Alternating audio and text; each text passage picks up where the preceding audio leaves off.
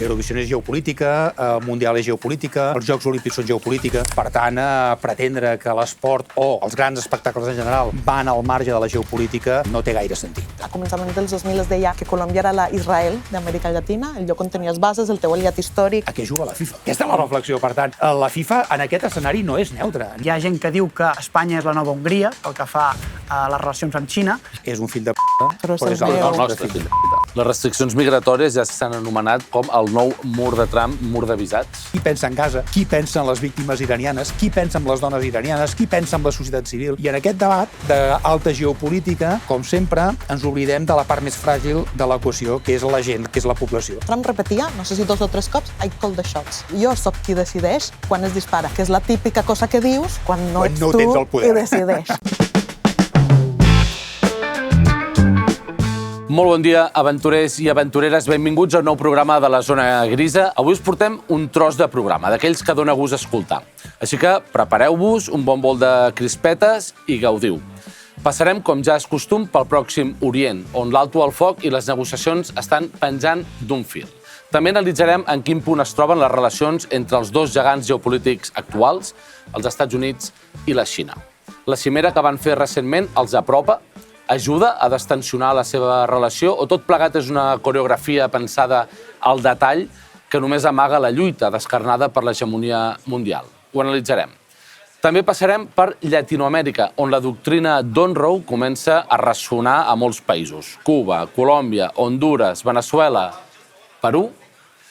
S'està apoderant Trump de tot el continent americà? On trobarem la resistència al nou expansionisme nord-americà? També en parlarem. I per acabar, un bonus track. Un darrer tema que segur que us agradarà molt. Parlarem del Mundial de Futbol que ha començat aquesta setmana. El Mundial és només esport? És també política? O és sobretot poder? De tot això us en parlarem avui aquí a la Zona Grisa amb Oriol Casas, la Xiomara Villa, la Laura Gallegos, que com sempre està darrere les càmeres, un servidor, Sergi Zorrilla, i avui farem gresca i xerinola perquè farem el programa amb un convidat molt especial. Estem supercontents i superemocionats perquè tenim al plató de la Zona Grisa a Raül Romeva. Què tal? Com estàs, Raül? Molt bé, moltes gràcies, content. No sé si gresca i xerinola, però en tot cas passar una bona estona comentant la realitat actual, sí. Molt bé, moltes gràcies per ser aquí. El Raül és una de les veus més importants del nostre país pel que fa a l'anàlisi de la política europea i internacional. Va ser 10 anys eurodiputat, conseller d'Exteriors i, de fet, creador de la Conselleria d'Exteriors. Per tant, serà un plaer fer aquest repàs mundial amb el Raül. Vale, un moment. Abans de seguir, em presento. Soc la Laura, l'editora genteta del podcast. La que veu que no ens segueixes. Ni a YouTube, ni a Spotify, ni a Instagram, ni a TikTok, ni a Telegram. Sé que t'agrada el que fem. Ho noto. Així que ja saps. Subscriu-te per no perdre't el nostre contingut. Ajuda'ns a arribar a més gent i fes feliços aquests 3. I volem començar fent un petit update del que està passant al Pròxim Orient, perquè la situació és realment complexa. Diumenge passat, dia 7 de juny, només 3 dies després que els Estats Units mediés l'alto al foc amb Israel i el Líban, l'exèrcit israelià bombardejava el barri de Dahiyya, al sud de Beirut, un dels baluards de Hezbollah. L'atac deixava 2 morts i 11 ferits.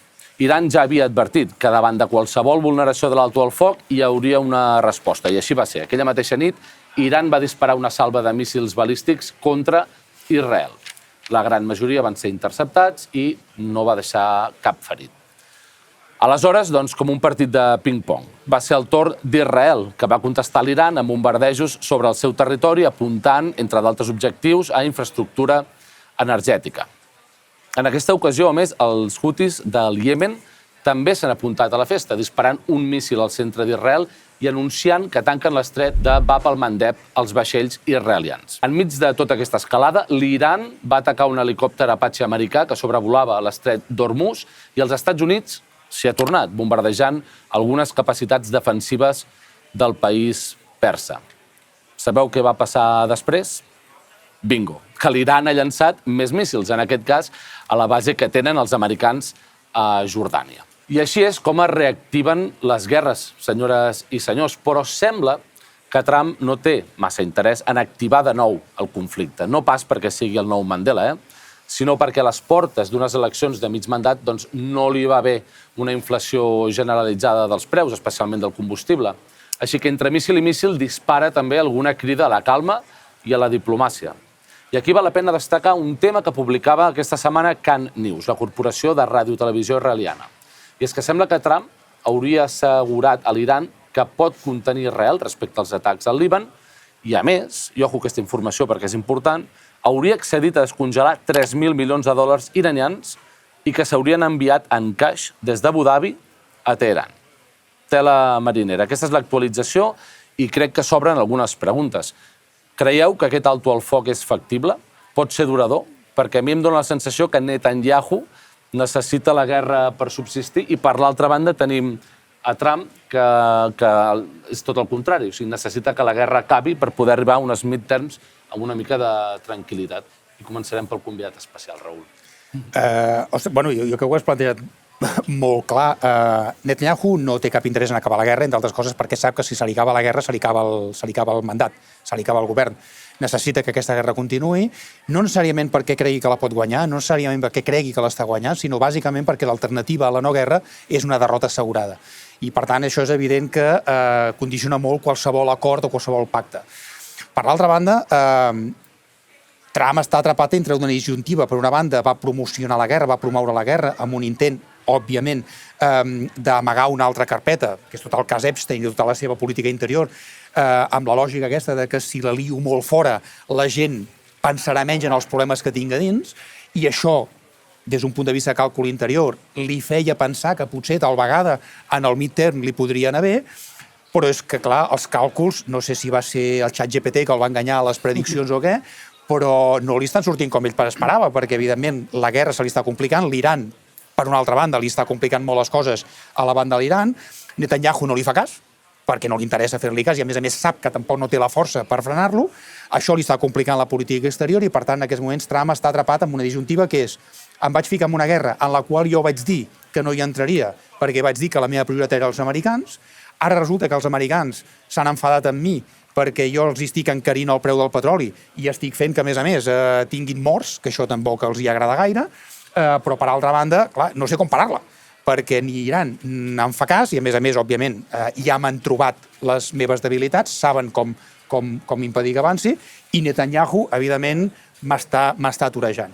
En aquest triangle d'actors primaris, Estats Units, Iran i Israel, el problema és que cadascun dels dos pot vetar el tercer, i al revés. De fet, cadascú pot vetar els altres dos, i d'alguna manera és una mica un joc de suma zero. Com això acabarà? Doncs jo crec que allargant molt aquesta situació, una agonia que es pot allargar molt, i a curt termini no li veig una solució fàcil.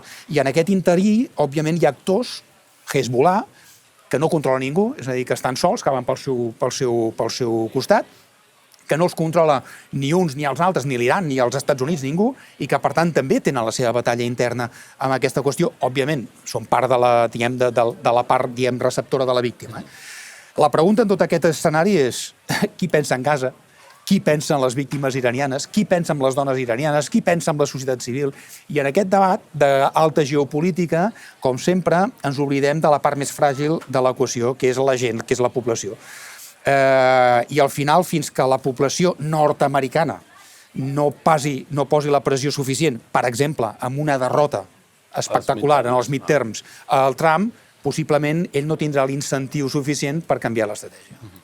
Aquí potser també hi ha la peça del Líban, que sembla que és una mica el problema. I a més aquí també hi ha la relació Trump-Netanyahu, que potser no passa pels mateixos moments, no, Xiomara? És molt interessant això. No sé si heu seguit una entrevista que hi ha hagut recentment, que em semblava que era un molt bon exemple, perquè Donald Trump repetia, no sé si 2 o 3 cops, I call the shots. I call the shots. Sí. No? Jo sóc qui decideix quan es dispara, que és la típica cosa que dius quan no ets tu qui decideix. I a més anava també repetint, també en aquesta clau del que passa internament, de, bueno, però això no és una guerra... Jo no he portat als Estats Units a la guerra, això és un exercici militar. Sí. I Vietnam van ser 19 anys, I a més anava dient, Vietnam van ser 19 anys, aquí portem en aquest exercici militar unes setmanes, que ja et demostra aquests intents per intentar trobar justificar, no? Intentar trobar alguna cosa que internament pugui semblar que expliques que això que has fet no és una guerra, que jo ho trobo un triple salt mortal, no sé com... Però, bueno, ell és bo fent aquest tipus d'argumentaris recargolats, però ho feia en aquesta direcció de dir no, això no era una guerra. I a més també, una altra entrevista molt interessant, perquè també anava en aquesta línia, li anaven preguntant el preu del gasoil no para de pujar. El preu del gasoil no para de pujar. I això ens havies promès que no passaria. Per tant, estàs justament atrapat en una dinàmica interna que jo pensaria, no, en situacions normals, com se'n surt un president dels Estats Units d'això, probablement diries no te'n surts, però clar, és Donald Trump. Es va filtrar una conversa entre Donald Trump i Netanyahu en la qual, clar, la va filtrar la Casa Blanca, entenem, en la qual Trump li deia a Netanyahu «Estàs boig o què?» Perquè estava atacant el Líban, no? Per això dic que el Líban crec que al final serà... Israel no deixarà d'atacar el Líban, per ells és part de l'estratègia que té d'expansió al voltant de les seves fronteres, junt amb Gaza, Cisjordània, i Iran no deixarà de posar el Líban com a condició per un acord. Per tant, sí que estem una mica en un carreró sense sortida, no? En un cul-de-sac. Oriol. No, comparteixo, evidentment, la vostra diagnosi, la vostra anàlisi de la situació. Jo, pel que fa al primer punt, perspectives de solució ho veig molt complicat. No hi ha escenaris ara mateix que la cosa es pugui desencallar o que hi hagi una solució, per molt triomfalisme i molt de missatge en positiu que sempre Trump esté acostumats a emetre. En un segon lloc, Trump de qui és subjecte, no? Veiem un Trump segrestat, ja sigui per Bibi, el seu millor amic, per Netanyahu, i per qui més? És a dir, no veiem un Trump realment capacitat per poder resoldre el que ell mateix encendia i fa, no? Llavors, Trump el veiem un líder a vegades incapacitat de realment poder resoldre els problemes que ell mateix ha creat, no? Ja sigui perquè Israel va a la seva i Netanyahu va a la seva. Hi ha un tercer element que també és l'aspecte comercial de la situació, no? En tot això, com interacciona el que són els acords Abraham, però també els acords d'estabilització comercial entre els països d'Orient Mitjà, que jo crec que de fons, evidentment, és un dels elements a tenir en compte, no? Només volíem fer un petit update, no volíem entrar tampoc molta estona, perquè com que en parlem cada programa sobre el que està passant allà, us anem actualitzant. Segur que el proper programa en tornarem a parlar, però crec que ha sigut una bona actualització. Només un apunt, que em va fer gràcia veure-ho. Trump ha dit, des del 23 de març, ha dit 38 vegades que l'acord amb Iran era imminent. Imminent. Des del mes de març. Per tant, et diu molt del poc control que tens de la situació, no? Sense frivolitzar, però una mica podries fer el minuto y resultado, un larguero de nous míssils enviats, canvia constantment, és com un partit... Bueno, la síntesi de totes les promeses que va fer en campanya electoral no li ha sortit ni una. No miro a l'economia interior americana, els preus pugen, la benzina està més cara, per tant la classe mitjana i la classe baixa són els primers que pateixen. A nivell internacional va dir, ja s'ho faran, doncs no, jo m'he ficat fins al coll. És a dir, és que ni una. Ni una de les promeses que va fer li està sortint. I d'aquí que a Califòrnia ell estigui parlant de frau electoral. Ha tornat a passejar la bandera de aquí hi ha alguna cosa perquè no estan anant els resultats com jo vull. Però no oblidem que, a més, entre les derrotes hi havia una que encara és més sonada, que és que ell va arribar a dir que no es faria el midterm. Ell es va arribar a plantejar la possibilitat de que no calia fer el midterm perquè, total, com que ja ho estic fent també, no caldrà que la gent voti. Aquesta concepció de la democràcia. Òbviament, sempre tens aquesta percepció que quan ho diu és un votat i és una mena de frivolitat que no saps mai on va, no? Però jo crec que en el fons quan ho diu ell ho creu. O sigui, una altra cosa és que després els seus assessors diguin, escolti, presidents, que això no pot ser. Però que ell quan ho diu ho creu, jo tinc la percepció que sí. No deixem Trump, però sí que deixem el Pròxim Orient, perquè volíem parlar una mica d'una cimera, que va ser la cimera als Estats Units a la Xina, que creiem que era important parlar-ne i que va passar ja fa unes setmanes, perquè estem parlant de les dues potències globals. I, per tant, l'Oriol ens porta una mica estudiat el tema. Què ens pots explicar? De bon estudiant i he llegit molt per poder preparar això. Doncs, bàsicament, el passat 14 i 15 de maig es va celebrar a Pequín una cimera entre el president dels Estats Units, Donald Trump, i el president xinès, Xi Jinping. La cimera arribava en un context de relacions tenses entre les dues potències, marcades per la rivalitat estratègica. Els Estats Units i la Xina competeixen per la influència econòmica, tecnològica i militar, com bé sabem. Doncs la trobada hi havia sobre la taula qüestions també candents, com Taiwan, una de les qüestions claus, el paper de la Xina en la crisi amb l'Iran, que bé en parlàvem ara, i també la qüestió de la intel·ligència artificial. I com, evidentment, Trump havia definit la trobada a la seva xarxa social, com definíem, com l'esdeveniment monumental de l'any, ell havia publicat això a les xarxes. Doncs si bé les imatges van mostrar una certa cordialitat, voluntat de diàleg, quan ens posem a analitzar els resultats, l'entusiasme inicial es refreda una mica. Pel que fa al comerç, no es va anunciar cap gran acord. Trump va destacar possibles compres xineses de productes agrícoles nord-americans i avions Boeing, però sense compromisos detallats ni calendari concret. En relació amb Iran, tampoc hi va haver avenços significatius. Les dues parts van coincidir en la necessitat d'evitar una escalada, però no es va presentar mesures noves ni acords específics. Sobre Taiwan, un dels punts més sensibles, les posicions van continuar allunyades. Xi Jinping va insistir que és una qüestió central pel que fa a la Xina, mentre que Trump va deixar oberta la porta a revisar aspectes de la política nord-americana, però sense anunciar canvis concrets. En àmbits emergents com la intel·ligència artificial es va parlar de la cooperació i de possibles mecanismes de control, però novament sense resultats tangibles. En resum, la cimera va servir per mantenir oberts els canals de comunicació i evitar un deteriorament de les relacions entre les dues potències, però més enllà de la simbologia i de les declaracions optimistes, els resultats pràctics van ser limitats. Una trobada amb grans promeses, molta escenografia diplomàtica, pocs avenços concrets, en resum, tot allò al que ens té acostumats Trump. Raül, és tan buida aquesta cimera de contingut o tens alguna altra interpretació? De contingut, és evident que sí, el que passa que de simbolisme no. De simbolisme és molt important. Primer, la primera vegada que un president americà i un president xinès es troben des del 2017. És important. No per voluntat, sinó per necessitat mútua. No oblidem que, a més, hi ha un fenomen interessant per part de Trump, que és que està perdent aliats molt importants a favor de la Xina, el mateix Canadà. Tot el projecte NAFTA està en revisió perquè el mateix Kearns, el primer ministre de Canadà, ja li va dir, escolti, senyor, vostè està molt bé, m'agrada molt bé aquesta relació, però jo vull ser poliamorós, a mi m'agrada també tenir altres relacions obertes, i els xinos m'estan tirant la canya i m'agrada molt. Per tant, no és que trenquin vostè, però Xina m'interessa una mica més. I, per tant, clar, això Trump també ho nota i d'alguna manera es troba amb que aquesta campanya que ha fet de posar aranzels a tothom i d'emprenyar tothom amb els seus aranzels, al final fa que la resposta sigui que Xina, paradoxalment el país històricament més proteccionista del món, està obrint les portes a tothom i dir, no pateixis, jo t'acullo. En aquesta equació hi ha dos elements que per mi són interessantíssims, que un és, els dos l'ha dit l'Oriol, un és Taiwan. Òbviament, el màxim i principal productor de semiconductors del món. En un moment en què bàsicament l'economia gira al voltant de les noves tecnologies, però especialment de la intel·ligència artificial i dels xips, clar, Taiwan és el centre de producció més important. Alliberar-se per part de Taiwan d'una certa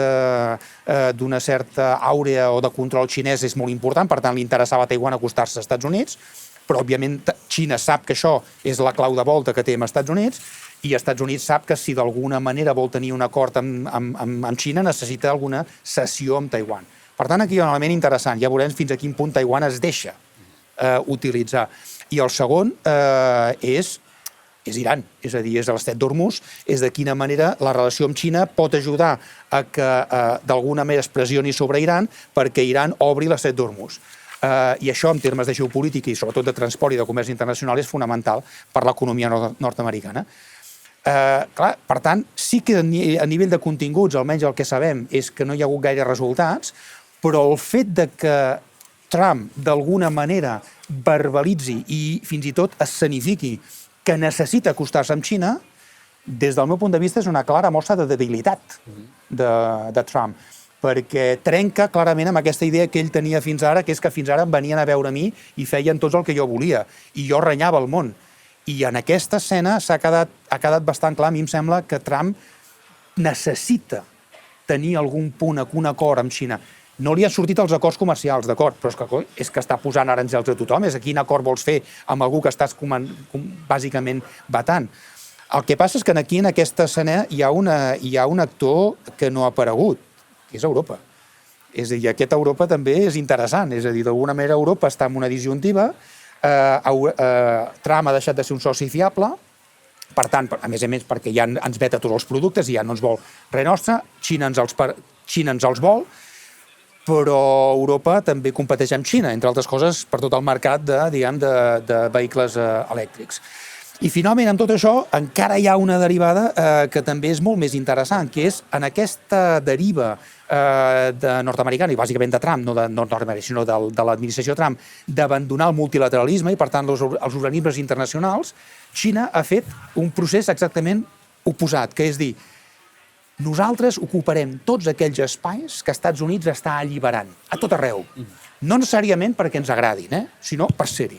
I, de fet, des de l'àmbit universitari a l'àmbit dels organismes internacionals, cada vegada més estàs veient com els xinesos estan fent allò que els japonesos van fer després de la Segona Guerra Mundial, que és posar joves que comencen a fer carrera, que comencen a estudiar, que es van preparant i que, òbviament, d'aquí a curt a mig termini, acabaran ocupant posicions molt importants en les estructures de govern d'aquests òrgans multilaterals.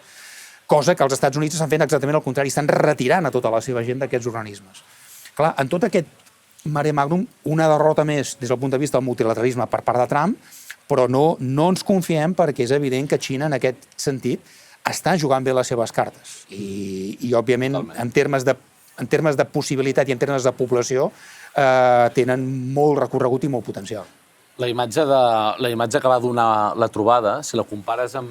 Va córrer una foto quan es van reunir Obama i Xi Jinping, en què ridiculitzava una mica Xi Jinping, no? I van sortir molts memes de Winnie the Pooh, comprant un Winnie the Pooh i tal. La imatge d'aquesta última cimera és de dos estats del mateix nivell i el que han fet ha sigut ratificar un entente cordiale, no? S'estan parlant de tu a tu i això no havia passat mai. Jo em vaig quedar molt amb una frase que va dir Xi Jinping, que diu: poden la Xina i els Estats Units superar la trampa de Tucídides? No? Sí. Aquest era un narrador, un escriptor grec que va narrar la guerra entre Atenes i Esparta. Peloponès. Clar, que va ser Esparta, era la potència, no, del moment, i l'auge d'Atenes va acabar provocant gairebé de forma inevitable una guerra entre les dues grans polis, no? Clar, que digui això Xi Jinping en obert, li està dient, resistiràs. Sí, això és una tesi que fa temps que es planteja, el Thucydides trap, i de fet ja a Harvard hi ha un estudi, el Belva Centre fa temps que hi treballa, que és molt interessant en el sentit que contraposa dues coses, és a dir, qui mana, el qui té la raó o el qui té el poder. I d'alguna manera el que planteja aquesta trampa és que al final qui s'acaba imposant no és qui té els valors, qui té la raó, qui té la veritat, qui té els drets, no, és qui té la força. I aquí és on està el debat. Els valors i la narrativa la imposes després. Exacte. Clar, però Xi Jinping li està dient: podràs no atacar, podràs no entrar en guerra amb mi veient com estem pujant, no? És una mica el que li planteja. Havia vist alguna anàlisi que feia servir el concepte d'això que ha passat en aquesta cimera, és la gestió endreçada de la rivalitat. Sí. És a dir, tu saps que t'encamines cap a aquesta confrontació o cap a aquest món on hi ha aquests dos grans actors i fas, en aquesta cimera, una gestió endreçada que estabilitza, de moment, certs aspectes d'aquesta carrera, com per exemple el tema de la intel·ligència artificial, on clarament això és una carrera de dos cavalls. Aquí no hi juga ningú més. 90% de la inversió en intel·ligència artificial és d'aquests dos estats. Per tant, d'alguna manera estabilitzes aquesta pugna, de moment. O és la primera reunió d'un G2? De moment. Fixa't en una cosa interessant del que deia abans la Xió. Fins ara, Xina havia sigut un país que copiava. La seva força, bàsicament, és mà d'obra barata, que dissenyen els altres, que imaginin els altres, que pensin els altres, que inventin els altres, que nosaltres, com que tenim mà d'obra barata, ja ho farem. Cap problema. Però, en canvi, si tu mires les estadístiques, no les tinc a sobre, però es poden trobar i les podem sobreimpressionar, de la xifra de patents xineses està en diferència per damunt de qualsevol altre país, inclòs Estats Units, i ja no dic Europa. Què vol dir? Que la Xina ha passat de ser un país que copia a ser un país que innova, que inventa, que lidera. I això no havia passat fins ara. Una altra cosa és si aquestes patents són creïbles o no, és igual. Però que de moment innoven i patenten, això és indiscutible. I això canvia l'escenari, perquè fins ara als Estats Units la força que tenia era que ells lideraven la recerca, la tecnologia, i Xina simplement feia la màquina que a mi em permetia. I Xina ha dit, s'ha acabat això. Ara es farà, jo marcaré el relat, jo marcaré la narrativa i jo marcaré, òbviament, el control, jo tindré el control. En un moment donat, quan va sortir el DeepSeek, semblava en el seu moment que DeepSeek es menjaria en 4 dies al ChatGPT, OpenAI. No va passar. No va passar amb el DeepSeek. però no tinc tan clar que no passi a mig termini, per exemple, amb tot el tema de la gestió de dades, amb tot el tema no només de la IA en general com a generativa, sinó sobretot el tema del cúmul de dades, perquè al final el mercat el tenen ells i ja veurem si els Estats Units pot competir-hi. Jo voldria afegir-hi també, reprenent el que parlàvem al principi de la cimera per si, hi ha una qüestió també en clau interna per Trump, i és que alguna part dels republicans veuen també de forma molt crítica l'estratègia que consideren de paivagament amb la Xina. El fet de voler-s'hi anar a veure, inclús alguna part de demòcrates també veuen que el to s'hauria de mantenir. Llavors, això d'una banda. D'altra banda, la qüestió d'Europa, que en Raül ha posat sobre la taula. Evidentment, aquí hi ha moltes qüestions i ara mateix a Europa s'està discutint i s'està parlant de la sobirania estratègica i Europa quin rol ha de tenir per desprendre's d'aquesta dependència, diguem-ne, sobretot industrial i productiva, tan forta de Xina. El problema d'Europa, com sempre, és que no hi ha una única veu amb això. Els diferents estats membres estan jugant partides diferents. Pedro Sánchez crec que en l'últim any ha estat 4 cops a la Xina. Ell és el que està obrint una mica el camí sobre això. A quin preu està fent aquestes relacions, evidentment. Hi ha gent que diu que Espanya és la nova Hongria pel que fa a les relacions amb Xina, perquè, evidentment, Espanya, relacions comercials. A Hongria hi havia policies xinesos patrullant pel carrer, Això no sóc jo qui ho ha dit, això ho diuen analistes de Politico mateix, que parlen i diuen d'això en el sentit de que ara mateix hi ha fàbriques a l'estat espanyol de bateries i també, no només això, que produïm cotxes també xinesos. Llavors, molt important. L'altre angle també important és l'angle alemany, perquè aquí la partida, qui l'ha perdut de forma més clarivident són els alemanys. Xina el que ha fet ja és menjar-se el dinar dels alemanys i el que volen és menjar-se el sopar dels europeus. És el que estan fent. I tenen un avantatge competitiu espectacular, els xinesos. La primera és que tenen una regulació molt laxa. Segona és que tenen una capacitat de superproducció bestial i el que han fet és inundar el mercat europeu amb tot tipus de cosa. I la tercera qüestió és que bueno, la tenia apuntada. Han inundat el mercat, tot i els aranzels. I les ajudes estatals, perdó, i les ajudes estatals, el tercer element. I aquí, i per acabar, un altre element de debat que poso sobre la taula, i és, evidentment, tenim tot el que és un mercat inundat de productes xinesos a un cost molt baix. Què voldria dir desprendre'ns d'aquest mercat que som per la Xina? Si augmentarien els preus, si fem aquesta ruptura comercial o amb les tarifes són més cars, què vol dir, quin impacte té pel consumidor? Però el que no es parla tan sovint és que hi ha una competència ferotge amb 3 coses que són core per Europa, que són els cotxes, la maquinària i els químics. I amb això competim de forma bestial. Els cotxes ja és difícil competir, em sembla. Samara, tanca-m'ho perquè hem de canviar de tema. Tan convençuda que diries Alemanya, Oriol. Convençudíssima. Ho sento, estan a tots arreu. No, només una petita reflexió, potser també per construir en el fil del que has dit de la Unió Europea. Hi ha 2 elements d'aquesta cimera que crec que són superinteressants i el primer és, veiem aquest intent de construir governança. Anem a tenir un diàleg intergovernamental Xina-Estats Units per construir governança. És el que diem del G2, no? Al final s'hauran d'entendre. Però des de la Unió Europea, nosaltres ja ho hem... No existeixen. No existen, però ja ho hem fet, o ho estem fent, de construir governança al voltant de la IA. Per tant, jo encara voldria reivindicar el poder regulador de la Unió Europea. Ens agrada. M'agrada que diguis això, perquè en realitat és el gran debat. És a dir, parlant de poder, i tornant a la Tussisi Strap, evidentment, Estats Units té un poder enorme, que és el poder militar. Ningú el nega. Xina té un poder enorme, que és el poder econòmic. Quin és el poder de la Unió Europea? En aquests moments, l'únic poder, si és que se li pot dir poder, però és bastant important, és el tema regulatori. És la credibilitat, és la capacitat de demostrar que davant d'aquesta laxitud normativa i regulatòria que té la Xina, si tu fas negocis a Europa, fins i tot comparat amb els Estats Units, on tens una inseguretat jurídica brutal, aquí tens una certa seguretat jurídica que et permet fer coses i amb qui et permet fer coses. I aquest és un poder que a vegades menys tenim, però que estic absolutament d'acord amb tu, Xiomara, que és el que no sé si és l'únic, però és un dels més importants que la Unió Europea pot posar en valor. Ja sé que no és molt sexy, perquè en termes de poder, entre un míssil i el dòlar, evidentment, dir no, és que les normes són... és poc atractiu. Però en termes d'eficàcia, jo crec que ho és més del que moltes vegades ens pensem. I de fet, Trump és un dels majors atacs que fa contra Europa és intentar destruir les nostres regulacions. Totalment. O sigui, demanar que nosaltres rebaixem els nostres requisits de reglament. Sap quina és la nostra capacitat. Justament això està vinculat amb el segon element, que és, malgrat tot, especialment amb temes d'intel·ligència artificial, de desenvolupament de software, coses que requereixen una certa complexitat tècnica, la Unió Europea és el mercat que segueix tenint una indústria i com a societat una manera de funcionar que requereix aquests tipus de models tan complexes.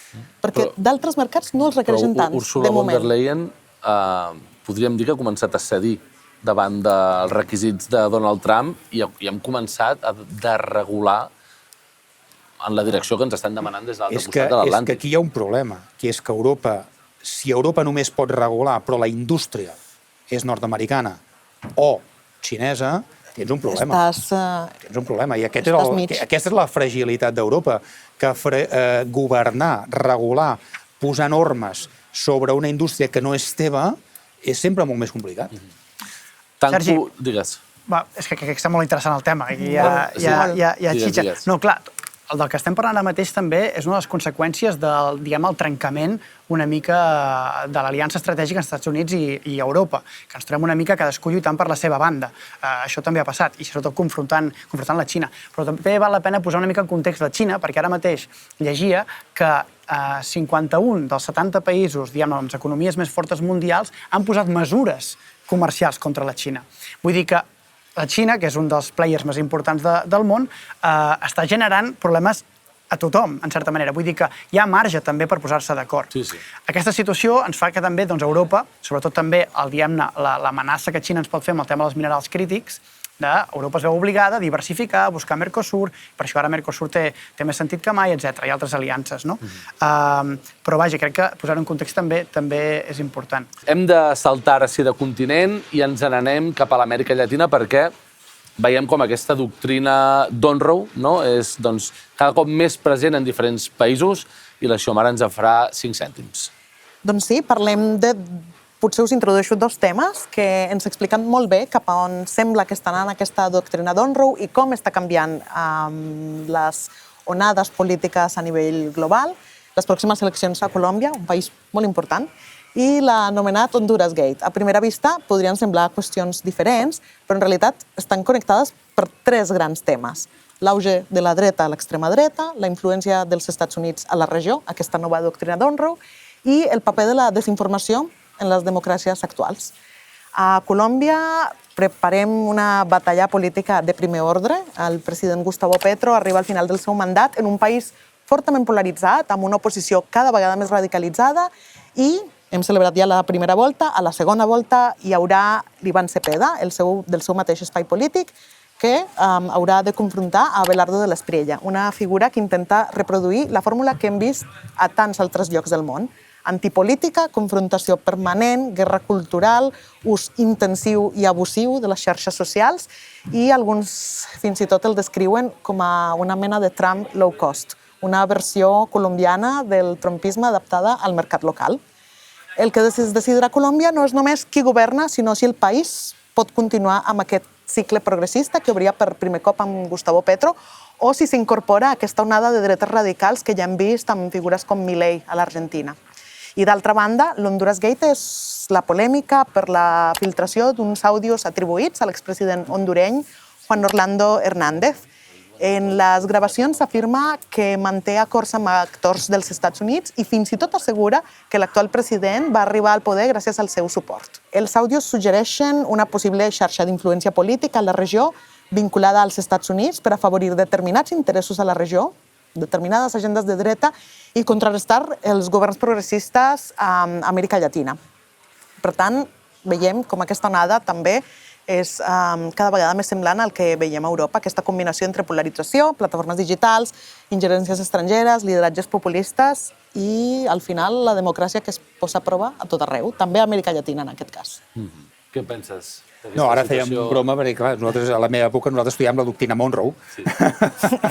I clar, escolta, això del d'Onroe al final és una apreciació, diguem, que no deixa de ser també una mica aquesta mena de d'obsessió de Trump, de passar la història, fins i tot per sobre d'un altre president nord-americà, que era el Monroe. No? Però és evident que la dinàmica és exactament la mateixa. És considerar Amèrica Llatina com el seu pati del darrere i en la mesura en què el controli, doncs sempre millor que pitjor. Una altra vegada trenca la mateixa tesi que dèiem abans, és a dir, la no ingerència en els països veïns, per no ingerir o per no voler ingerir, Déu-n'hi-do, les coses que ha fet. No només a Colòmbia o a Honduras, sinó a tota la regió, Venezuela, Cuba, etc. Però l'altre element interessant que a mi em sembla en aquest àmbit també és en quina mesura els altres països responen. A mi em va encuriosir molt, parlant d'imatges curioses, no? És a dir, la visita del president colombià, que va ser molt dur, que van ser molt dur els uns amb els altres durant la campanya electoral, tant Petro com el Trump, es van dir coses poc boniques durant la campanya, però en canvi després, tant un com l'altre van fer un gest d'aproximació, i això d'alguna manera també demostra fins a quin punt, allò que dèiem de la Tussisi Strap, això va de poder o va de necessitat. Per tant, aquí hi ha un element que a mi també em sembla que és interessant analitzar. I el punt que també em sembla important destacar, no oblidem que d'alguna manera hi ha una part important per part dels americans o per part de la comunitat nord-americana, que és de l'entrada de la delinqüència i de la droga. I Trump, en això, ha fet una campanya molt bel·ligerant. I entén que d'alguna manera, en la mesura en què ell posi el peu a Amèrica Llatina, pot fer creure que té la situació controlada. Altra cosa és que sigui veritat o no. Però sí que aquesta lectura, una altra vegada amb lògica interna i molt populista, pot fer que segurament Trump tingui la percepció que aquest és un àmbit que no li interessa en cap cas abandonar. Ara, tornant a la doctrina Monroe actualitzada, Monroe 2.0, és evident que la seva lògica és la mateixa. Jo necessito tenir els meus actors controlant el país. Ja tinc Argentina, perfecte, però els que no tinc els he de tenir d'alguna manera o d'una altra. I encara que siguin delinqüents, encara que siguin pirates. No ha canviat res en aquest sentit. Estem igual que estàvem als anys 30, als anys 40, als anys 50 del segle passat. Aquí potser també és interessant perquè és evident, tens ja Estats Units, Mèxic és una cosa que se't complica una mica. Mèxic de moment no el tenen a favor. Però Colòmbia és una peça molt important en aquest sentit, perquè és l'aliat històric dels Estats Units a la regió. En el seu moment es deia, a començaments dels 2000 es deia que Colòmbia era l'Israel d'Amèrica Llatina, el lloc on tenies bases, el teu aliat històric, i d'alguna manera... I l'ha perdut? O sembla que l'ha perdut? Sembla que l'ha perdut. Per tant, estàs a punt de recuperar-ho, i això... És que hi ha hagut algun altre govern, a part de Petro, que sigui d'esquerres en la història moderna? És el primer govern. Ha estat 4 anys i fèiem una mica de repàs, no? Vull dir, ha pujat impostos als rics, ha pujat el salari mínim, ha invertit en municipis rurals que històricament havien estat marginats per la dreta colombiana. I hem de pensar que és un país on l'esquerra sistemàticament s'ha assassinat. Sistemàticament, sí. Doncs ser d'esquerres econòmicament no és fàcil. No. De fet, l'actual candidat Iván Cepeda, el seu pare va ser assassinat, no? Sí, pels paramilitars. Sent congressista, Sent congressista o senador, congressista. I tot i així ha decidit fer política i des de l'esquerra en el seu país, per tant, té un mèrit molt gran. I fixa't que aquest canvi d'actitud passa després del Nadal detenció de Maduro a Venezuela. I que no és casualitat. És a dir, en el moment en què hi ha el Venezuela Gate o la detenció de Maduro, clar, la pregunta és què passa amb el govern colombià i llavors és quan es produeix aquell acostament, aquest canvi, aquesta trobada, aquest gest d'alguna manera de Petro de dir que d'alguna manera estem parlant de geopolítica, estem parlant de relacions, estem parlant d'alguna manera de relacions internacionals. També tothom ha de saber quines són les seves claus i Petro també ha decidit valorar una mica on juga. Però és el mateix que han fet una mica a Mèxic també, perquè d'alguna manera sí però no... No, perquè al final també és interessant perquè quan penses en Amèrica Llatina, en els llocs claus, d'alguna manera, malgrat segurament no ens agradarà moltíssim, però d'alguna manera tornes a reproduir els que eren els virreinats de la corona espanyola. Llavors, peces clau tens el virreinato de la Nueva Espanya, que és Mèxic, la Nueva Granada, que és Colòmbia, tindries Lima, tot i que potser no tan gros com els altres dos, i tindries Buenos Aires, el virreinato de la Plata. Per tant, un cop tens Buenos Aires. Això és un bon apunt. Un cop tens Buenos Aires, un cop tens Bogotà, Lima i et queda Mèxic. I està a Ciudad de México. I ja tindries tot el que és l'esfera tradicional d'influències de poders a Amèrica Llatina. Heu mirat una mica què és Espriella, el candidat de la dreta? Jo estic molt Bukele, en aquesta conversa. No només en les polítiques, sinó físicament. Moltes ganes d'aquesta conversa. Jo volia dir una cosa sobre que quan Petro va anar a la Casa Blanca, jo personalment ho vaig veure com un moviment de responsabilitat. Jo en aquell moment vaig dir, vale, veient el que ha passat també amb Maduro, jo crec que aquí Petro va jugar un bon moviment. Llavors, per mi els resultats de Colòmbia són molt mala notícia a Colòmbia per tots, són molt mala notícia, anem a veure la segona volta què passarà. I la pregunta també que l'altre dia ens fèiem era l'uribisme, no? Què se n'ha fet i on ha anat? L'uribisme s'ha sumat a l'extrema dreta, és un projecte polític ja mort, potser l'uribisme, i entre les coses també que Petro va fer era implementar els acords de pau, que ho ha fet amb moltes dificultats. Jo crec que l'uribisme no ha mort. O sigui, aquell projecte polític molt de dretes, molt conservador, segueix estant allà. El que passa és que Uribe ha deixat de ser el principal capital polític de l'uribisme. I aquest jo crec que és el gran canvi. Uribe com a figura, però no perquè l'espai deixi d'existir, més perquè Uribe ja està amortitzat. Abans de saltar l'Honduras Gate, perquè se'ns anem una mica tard avui... Però més que parlaríem de l'Espriella. Exacte, volia dir que abans de passar l'Honduras Gate, explica'ns una mica qui és aquest personatge. És un personatge que a Colòmbia no és nou mediàticament, és bastant conegut. És cert que, curiosament, en canvi, no ha ocupat mai cap càrrec públic de responsabilitat. Com a advocat havia defensat figures vinculades al narcotràfic, no? Per això és conegut, per la manera com ha fet la seva fortuna. Un advocat que ha portat casos molt mediàtics, sempre relacionats amb figures del narcotràfic, amb temes de frau financer, etc. Molt conegut per declaracions molt polèmiques que ha fet, que ha canviat, que ha anat canviant al llarg del temps. Primer era ateu, ara no ho és, sembla que no ho és. Primer era pro-avortament, ara sembla que no ho és. Primer deia que el menjar colombià era com una cosa terrible i que per això el preferia viure a Itàlia, ara és el més patriota de tots. Una figura... Home, si et presentes a president de... Sí, hi ha una... Has de fer veure que... Mínimament t'han d'agradar les arepas. Com mínim fer-ho veure. I proposa un nou pla Colòmbia. Bueno, proposa moltes coses que comencen, per exemple, com per la sortida de Nacions Unides, un nou pla Colòmbia, una defensa molt aferrissada de que tothom ha de portar armes. No sé si heu vist alguna imatge dels seus mítings públics. Ho fa a una plaça pública dintre d'una urna blindada. Però, bueno, malgrat això, tothom ha de portar armes, segons la seva teoria. Molt en contra de totes les ajudes d'ingrés mínim vital que s'han posat en marxa en aquest govern. Clar, vol retallar un 40% l'Estat. O sigui, estem parlant de deixar a la meitat l'Estat. Però encara ha de guanyar, no? Però és que això és Trump, això és Milei. Això és el candidat de Trump. Clar, a veure, es reprodueix el mateix patró. Però ha de guanyar encara, no? És a dir, guanyarà, segur. No, hem de veure-ho. Estem posant sobre la taula quina és la situació ara mateix. No, perquè per fet, no sé si hi ha alguna possibilitat que en Cepeda encara... Jo crec que ens aboquem a un escenari molt semblant al que estem veient, malauradament, a Perú. Molt ajustat. Això anirà de molt pocs vots. La qüestió és, per mi, en realitat, la clau la té Cepeda. Si és capaç, perquè fins ara ha fet una campanya molt centrada en el seu públic tradicional, en els que ja estan convençuts, els que van votar en Petro, els de la Colòmbia Humana, tot aquest moviment progressista. La qüestió és si ara pots arrossegar aquests vots de centre que et fan falta. Saltem a l'Honduras Gate, fem una repassada ràpida perquè els companys del diari Red explicaven una mica tota aquesta trama en què també l'administració americana està intentant ingerir-se en les eleccions d'Honduras i intentant imposar el seu candidat perquè hi té certs interessos, no, Xiomara?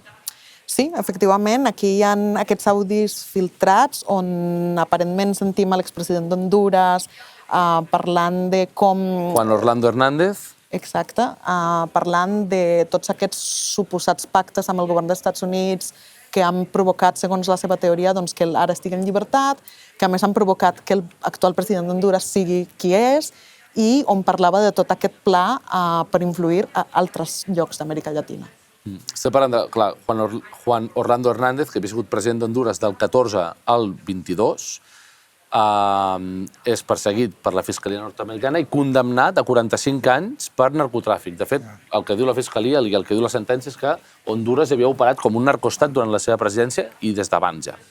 Però, perdona, és que la paradoxa està que quan detenen el Maduro, Trump, un dels arguments intenta justificar per la detenció de Maduro, justament era que Maduro era un perill en termes de narcotràfic.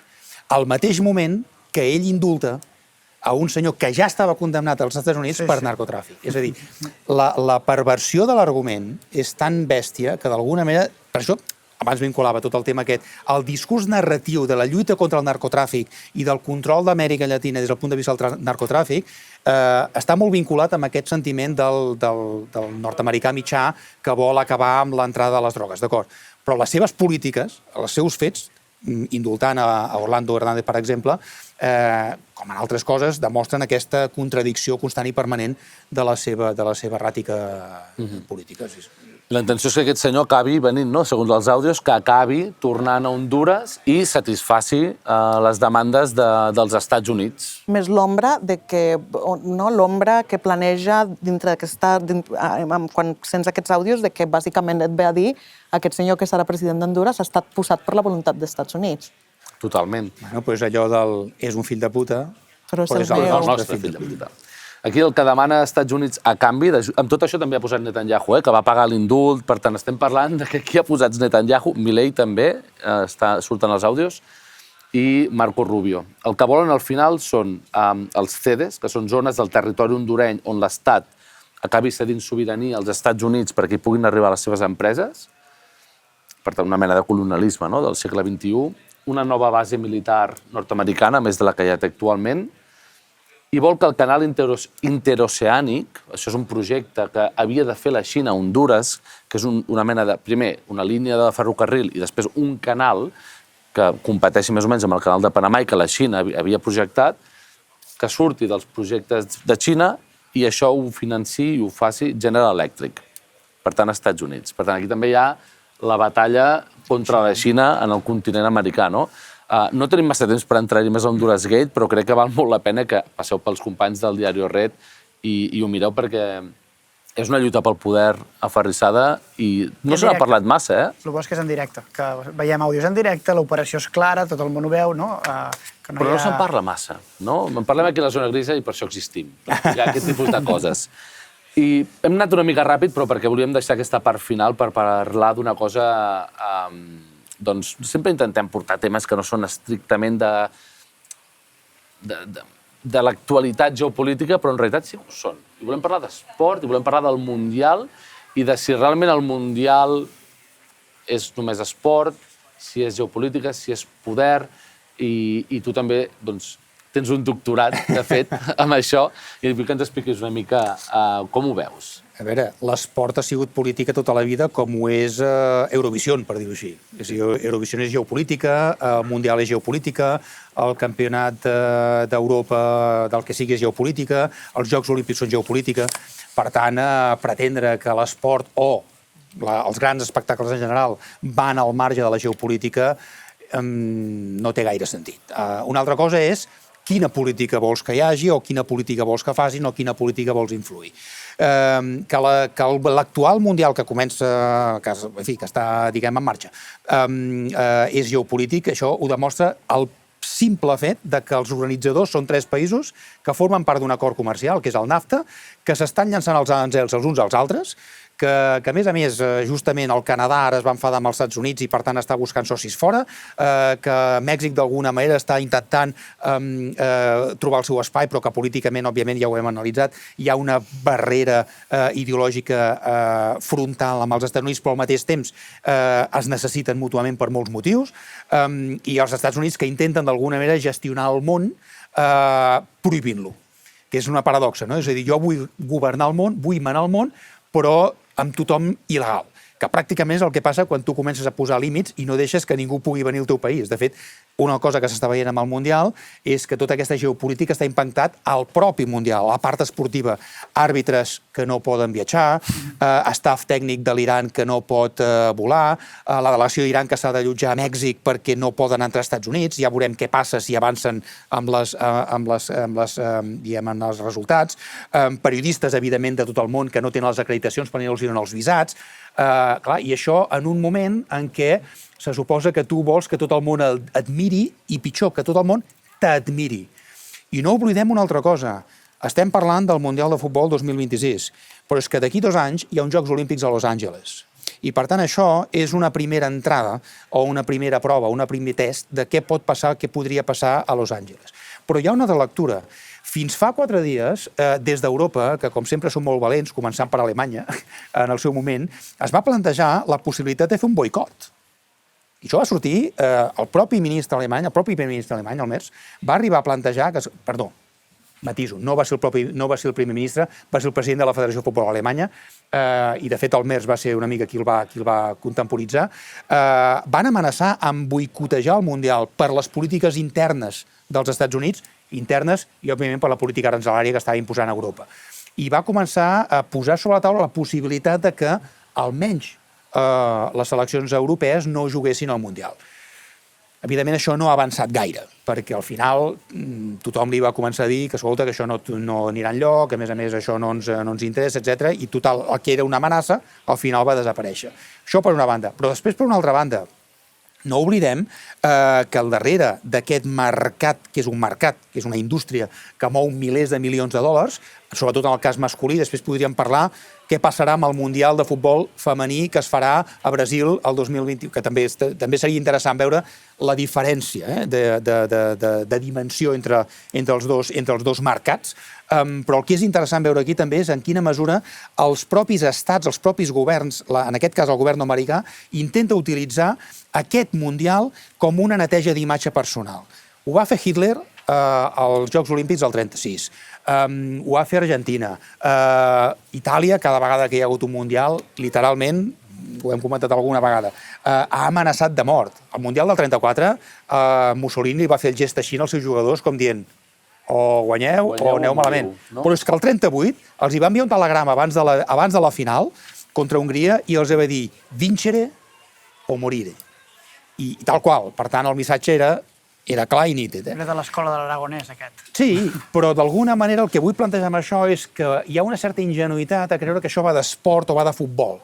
No, això va d'una cosa una mica més profunda i que té a veure amb la geopolítica. I d'aquí que Infantino faci el que fa, intentant aquests gestos poc reeixits d'intentar d'alguna manera que el president de la Federació, diguem, israelí li doni la mà al president de la Federació Palestina.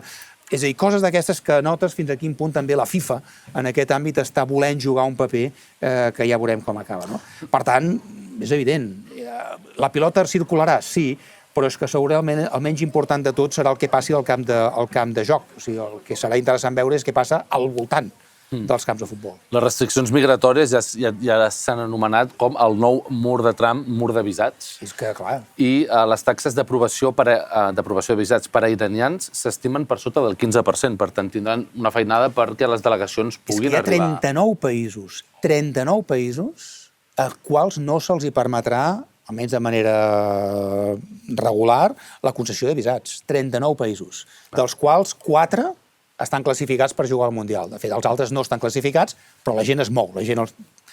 Però 4 d'aquests han de jugar.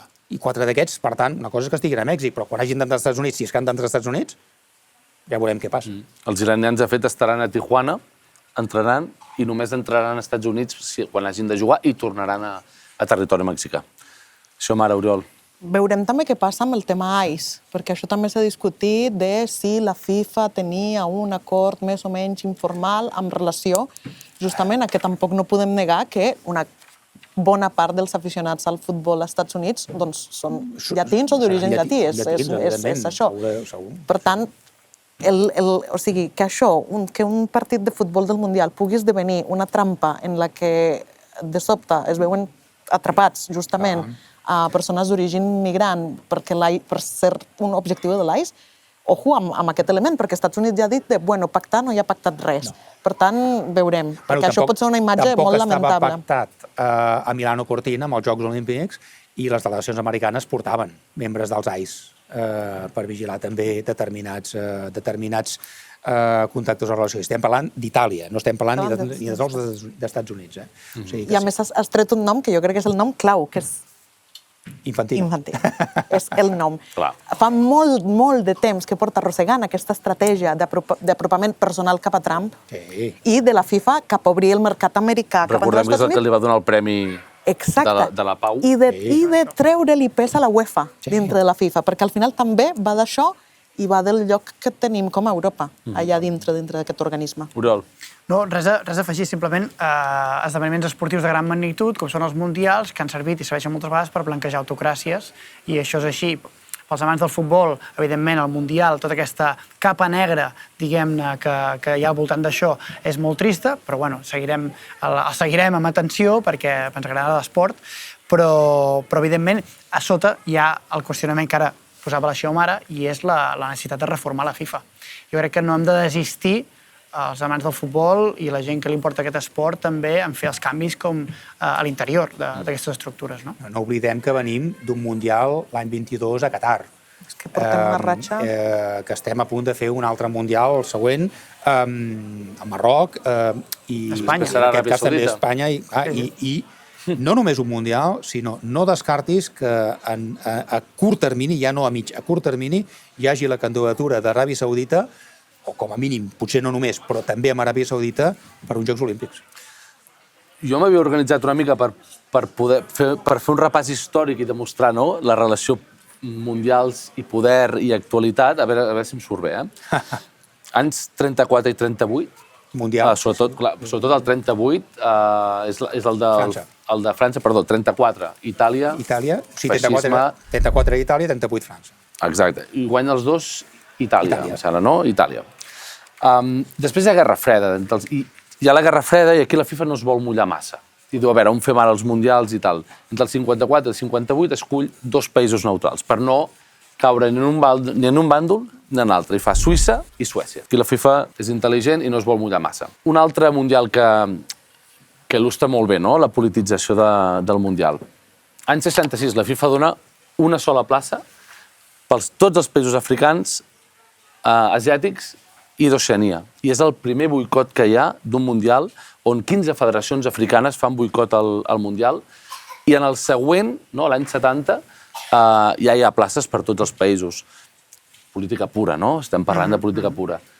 Any 70, Brasil, el millor equip de la història, diuen, no?, en què el dictador del moment de Brasil va utilitzar aquest mundial per aquest orgull nacional que necessitava el país. Sento el meu fill cridar per aquí. Marcel.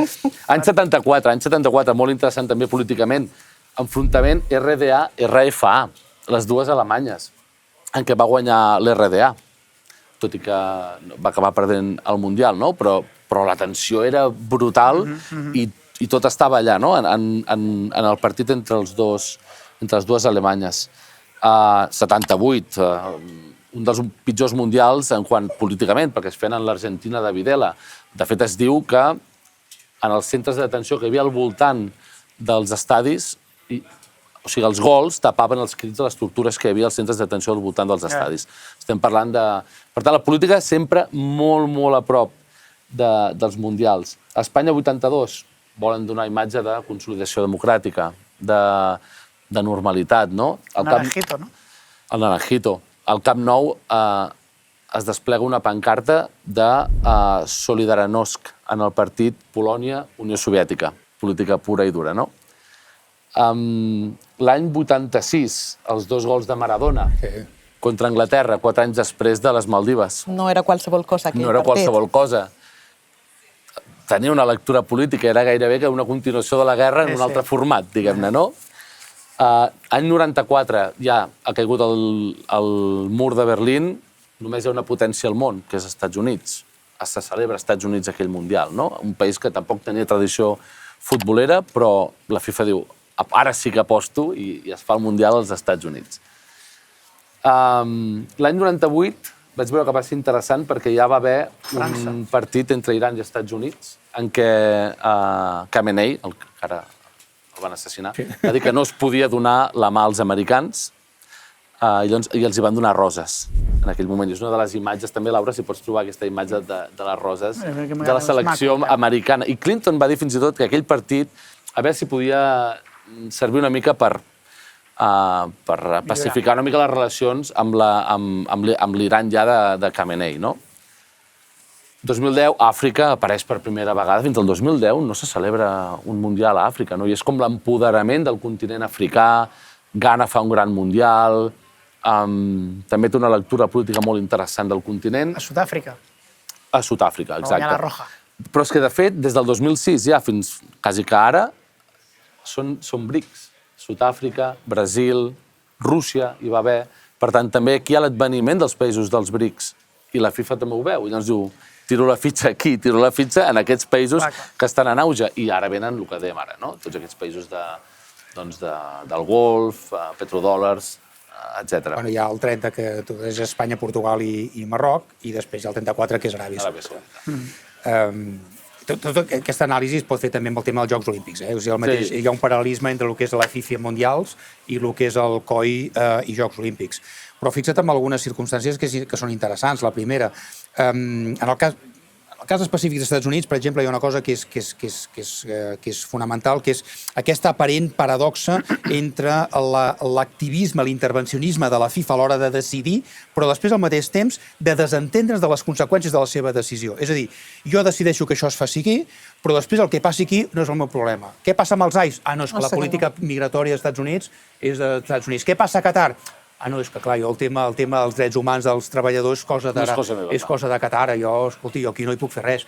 El tema ja veurem el tema d'Aràbia Saudita. Què ha passat a Aràbia Saudita, o el Golf en general? Doncs una cosa que està molt relacionada amb tot el que hem parlat abans.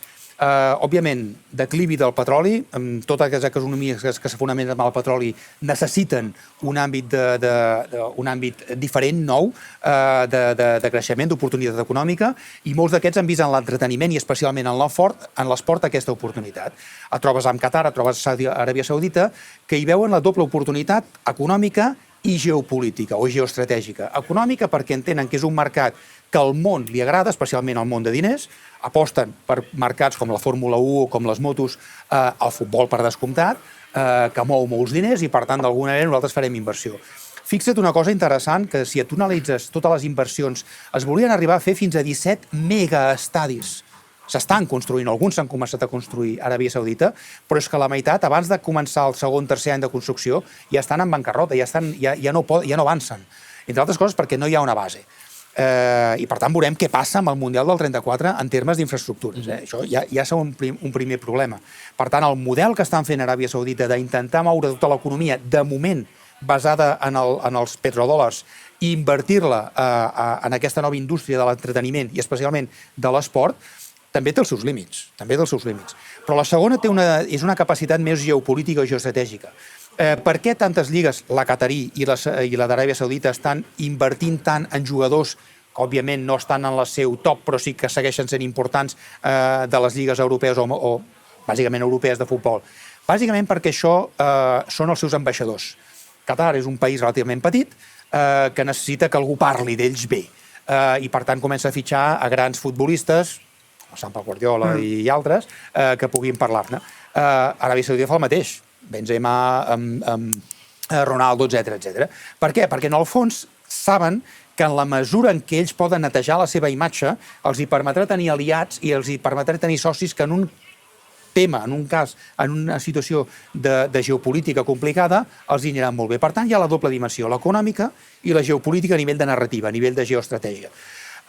La pregunta en tot aquest escenari, que tothom veu, és a què juga la FIFA? Sí. Aquesta és la reflexió. Per tant, la FIFA en aquest escenari no és neutra, no és algú que digui... Per res. En el cas de Qatar va haver-hi un discurs d'alguns que deien no, però esclar, això anirà molt bé perquè en el moment, com que tindrem totes les càmeres allà, estarem present i per tant ajudarem al canvi de... A mi explica'm quin canvi hi ha hagut entre abans i després gràcies a l'organització del Mundial de Qatar. Cap ni un. Cap ni un. El mateix passarà amb Aràbia Saudita. Per tant, aquí la FIFA no és un actor neutre, no és un actor esportiu, no és una federació bàsicament que es preocupa per la promoció de l'esport. No, és un actor polític, és un actor geopolític de primera magnitud. I la relació Infantino-Trump, no ens enganyem.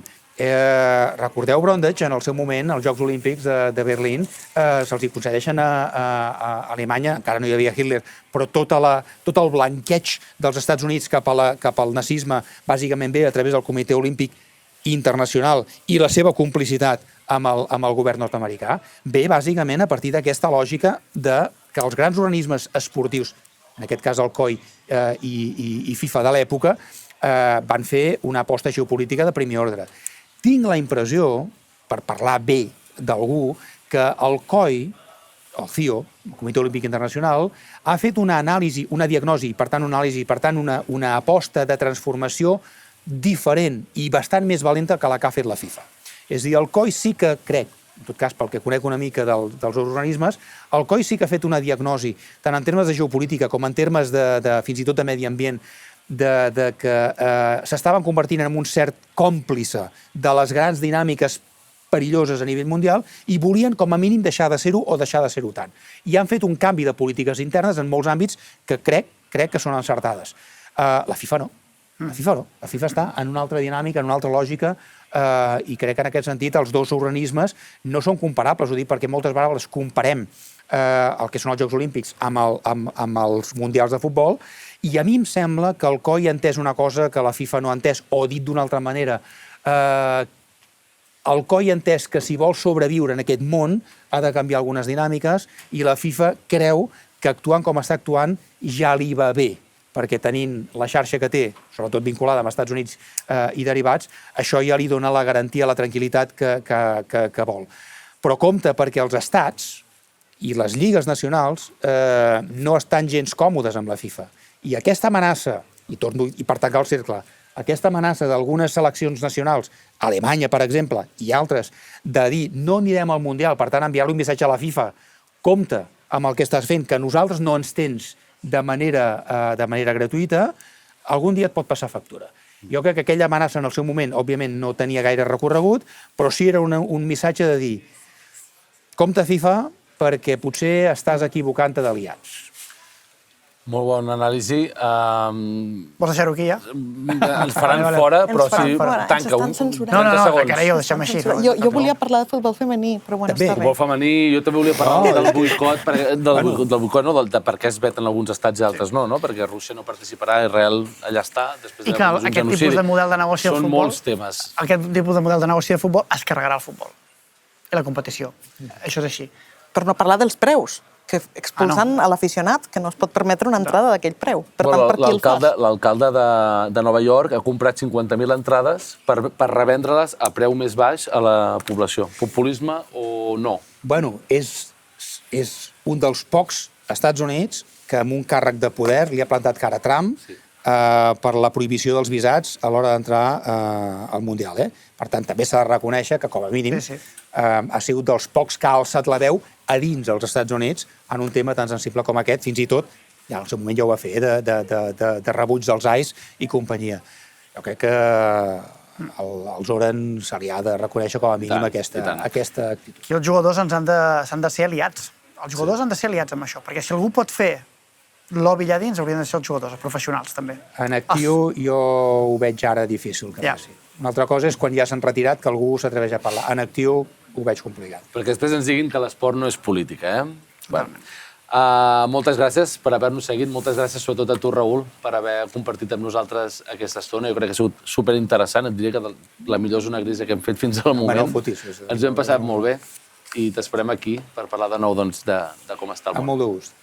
Moltes gràcies per haver-nos seguit. Recordeu que ens podeu seguir a xarxes socials, subscriure-us a YouTube, doneu la campaneta, tenim Telegram, Instagram, TikTok, us anem explicant què passa al món, el millor que sabem. Fins aviat.